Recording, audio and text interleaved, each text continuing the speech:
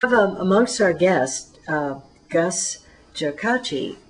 Gus, you are beginning to put into practical form some of the wisdom in this film. To say that this work, combination of science and cosmology and traditional wisdom, and as a synthesis that you can just feel the vibration of those Bushmen, you know, the whole story of love. It was prophesied by Teillard de Chardin that we would come to a time in history in which you would understand that love was the primal energy of the universe, that it was actually made from love, by love, and for love, the universe itself. And what I love about this film is it's the closest thing I've ever encountered, and I've been a filmmaker myself all my life, to that kind of grand unification synthesis of consciousness and science and elder wisdom and so forth. So I'm not afraid at all to hype this film right up to the ceiling and down again. This is Einstein's unified field. It's way beyond that, because, and it's even beyond quantum mechanics. Basically, there are. This sounds like a sailor sailing off the chart. It used to say more beyond. Well, except that you know, our dear friend Chardin said that after we had learned to tap the power of the tides and of the wind and all the other forms of energy, we would discover the power of love as an energetic form. And then he said we would have discovered fire for the second time in the history of the species.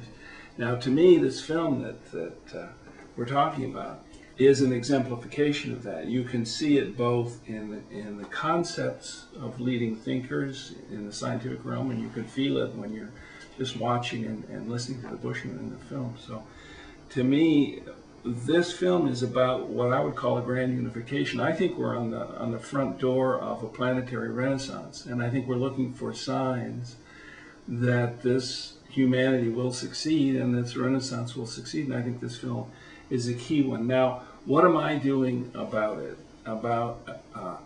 Well, we've had the great good fortune here in Maine, my wife and I, who used to run the adult education just a couple blocks over here on, for the University of Southern Maine. We've teamed up together to start an idea called Communiversities, and we've gotten the state of Maine to commission us to start in this year, 2008, 5 communiversities. What is a communiversity? Well, it's a community that decides that everything in it, inside its boundaries, its geographical boundaries, all the fish, all the birds, all the trees, all the grass, all the people, the entire family of life inside that boundary, can itself be a learning organization.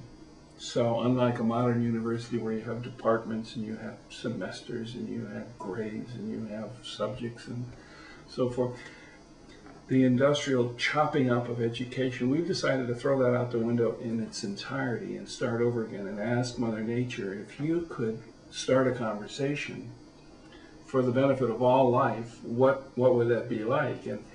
And we started one of these communiversities out on Deer Isle, another in Hope, Maine, another starting in Lewiston, Auburn, and in our hometown of New Gloucester.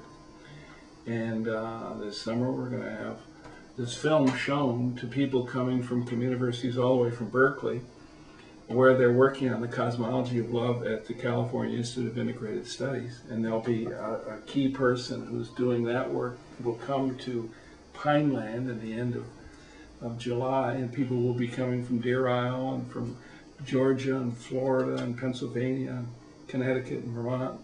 All these people starting up on this idea of how would Mother Nature redesign human learning if she could do it.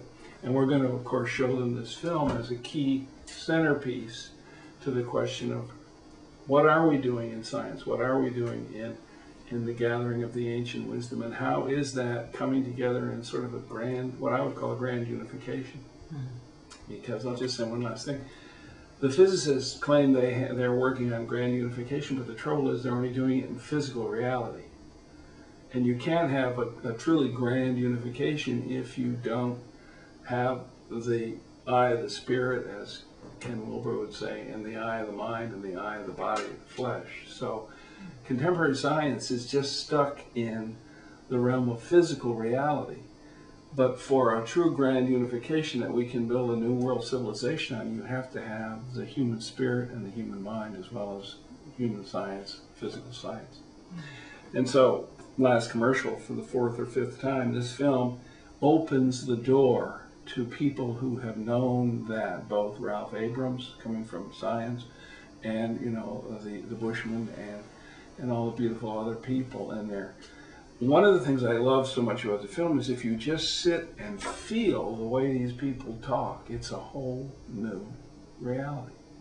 Never mind if you turned off the sound and or if you turned off the words and just listened to the sound of their voice, you'd know you were in a different territory.